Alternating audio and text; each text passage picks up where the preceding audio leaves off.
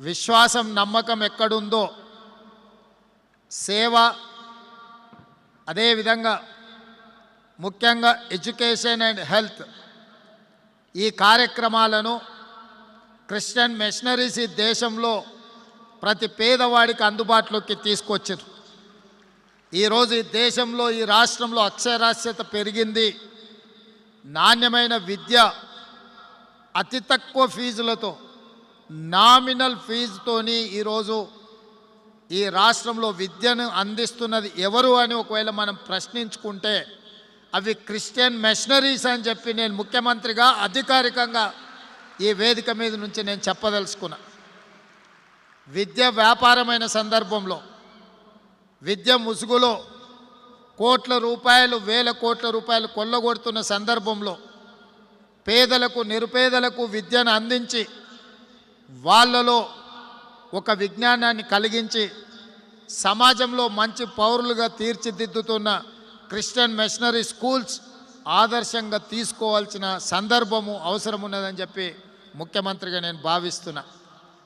అదేవిధంగా వైద్యంలో కూడా ఈరోజు కార్పొరేట్ హాస్పిటల్స్ ప్రజల్ని దోసుకుంటున్నారని హాస్పిటల్కి వెళ్ళి వైద్యం చేయించుకున్న తర్వాత కుదుటపడ్డది అనుకున్న సందర్భంలో బిల్లులు చూసి గుండెలాగి చనిపోతున్న సందర్భంలో ఈరోజు క్రిస్టియన్ మిషనరీస్ నిర్వహిస్తున్న వైద్య ఆసుపత్రులు కూడా ఈరోజు అద్భుతంగా పనిచేస్తున్నాయి. వాటిని ఆదర్శంగా తీసుకోవాల్సిన అవసరం ఉన్నదని చెప్పి నేను భావిస్తున్నా.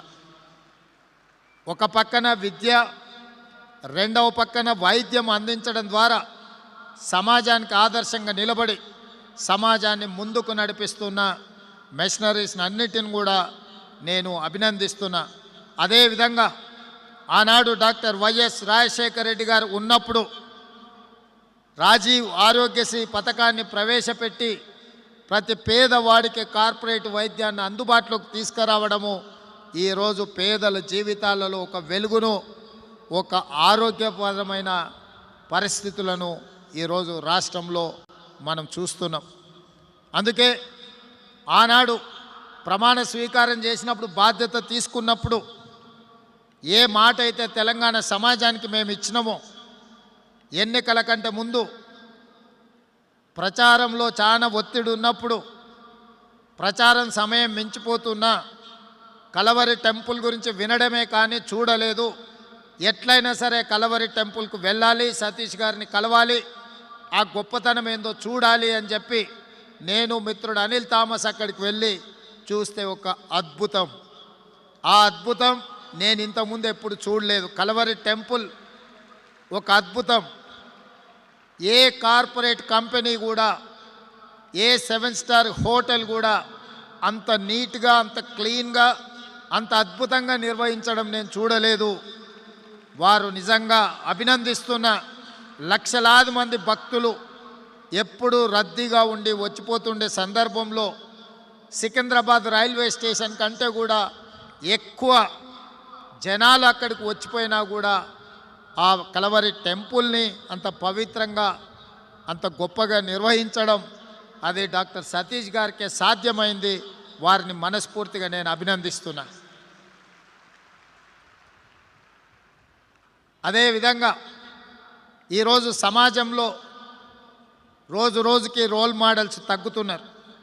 సతీష్ గారు ఇప్పుడు ఒక పేద కుటుంబము, భార్యాభర్తలకు సంబంధించిన తాగుడు అనే ఒక వ్యసనం గురించి మాత్రమే చూపించారు.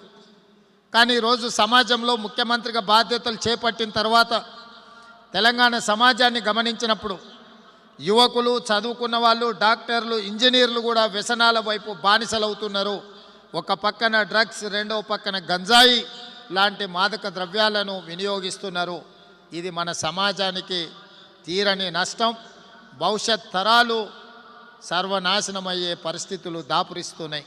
అందుకే మిత్రుడు సతీష్ గారిని నా విజ్ఞప్తి, ప్రతి ఆదివారం మీ ప్రార్థనలో తప్పకుండా ఈ సమాజానికి గంజాయి, డ్రగ్స్ పీడ విరగడి కావడానికి అవసరమైన సూచనలు మీరు భక్తులకు ఇవ్వడం ద్వారా ఒక సందేశాన్ని ఈ దేశంలో ఉన్న 140 కోట్ల జనాలకు చేరే విధంగా మీరు ఒక సామాజిక బాధ్యతను తీసుకోవాలి.